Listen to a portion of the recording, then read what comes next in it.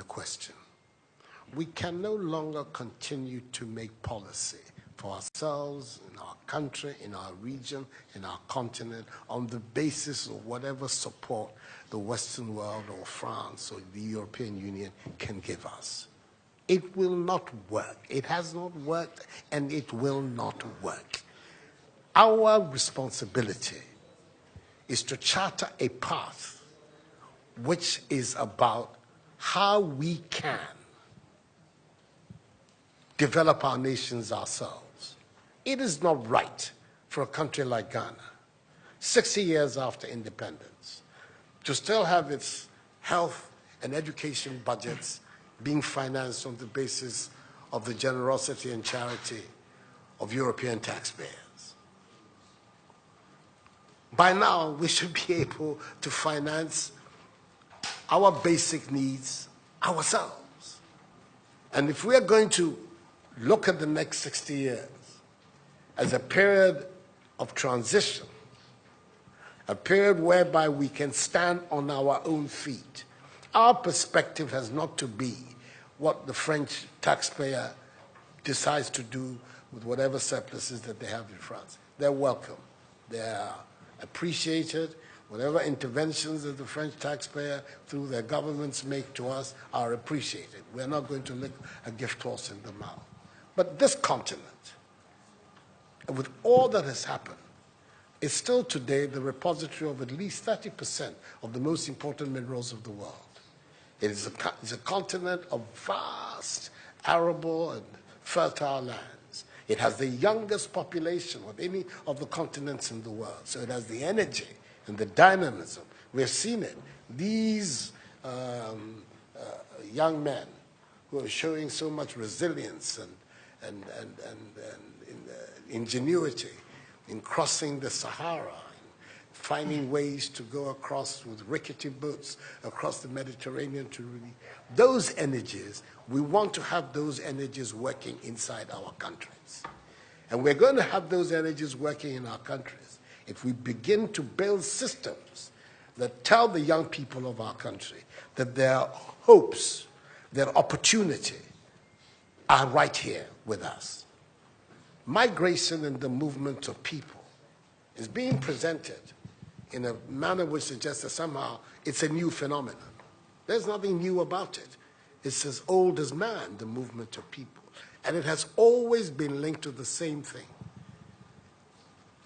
the failure of where you are to provide you with an opportunity, so you move somewhere else.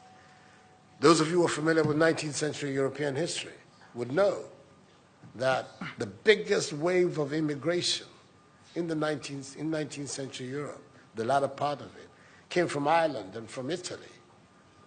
Waves upon waves, generations of Italians and the Irish people left their countries to seek the American paradise, largely because Ireland was not working, Italy was not working. Today, you don't hear it. Italian young people are in Italy. Irish young people are in Ireland. We want young Africans to stay in Africa. And how are they? And it means that we have to get away from this mindset of dependence. This mindset about what can France do for us. France will do whatever it needs to do for its own sake. And when those coincide with ours, tant mieux, as the French people say.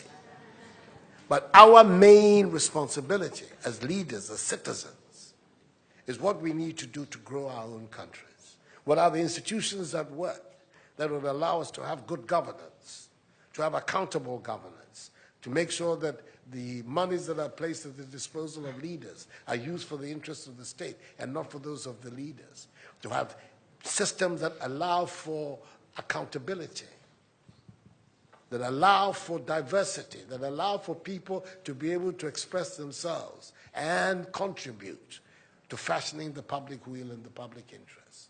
Our concern should be with what do we need to do in this 21st century to move Africa away from being cap in hand and begging for aid, for charity, for handouts.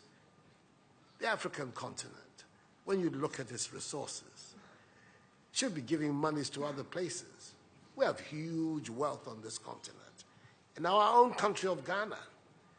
And we need to have a mindset that says, we can do it. Others have done it.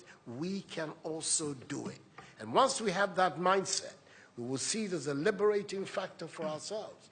We keep talking about how it was that Koreans, Malaysians, Singaporeans, who got their independence at the same time as us. We're told of that at the time of Ghanaian independence, per capita Ghanaian income was higher than that of Korea. Today, Korea is part of the first world. So is Malaysia. So is Singapore. What happened? Why did they make that transition? And 60 years after independence, we are where we are. Those are the matters that should concern all of us as Africans, as Ghanaians. And not, when I say so with the greatest of respect to the French president, I think that the cooperation of France is something that I am, as you know, a strong friend of France. I am Francophile. So I don't have any difficulty with that. But I'm talking about our own propulsion, what we need to do to get our countries to work so that we can create the conditions that would allow our young people to forego this hazardous effort to get to Europe. They're not going there because they want to. They're going there because they don't believe they have any opportunities in our countries. So that should be our focus. And I believe that with that if we change that mindset of dependence, that mindset which is contingent on aid and charity, we would see that in the decades ahead of us, the full flowering of the African peoples would take place. And that new African personality that was talked about at the time of our independence will become real and imminent in our times. That's what I'm saying. I hope that I'm not upsetting the questioner or even some of my friends who are here. But these are my strongly held beliefs. And that is the reason why I've adopted as the slogan of my presidency, of my period of the Supreme Office of Ghana, that we want to build a Ghana beyond aid. A Ghana which is independent, which is self-sufficient, that is capable of standing on its own feet and building its own life. We can do it if we have the correct mindset to do so. Mr. President, those are my contributions.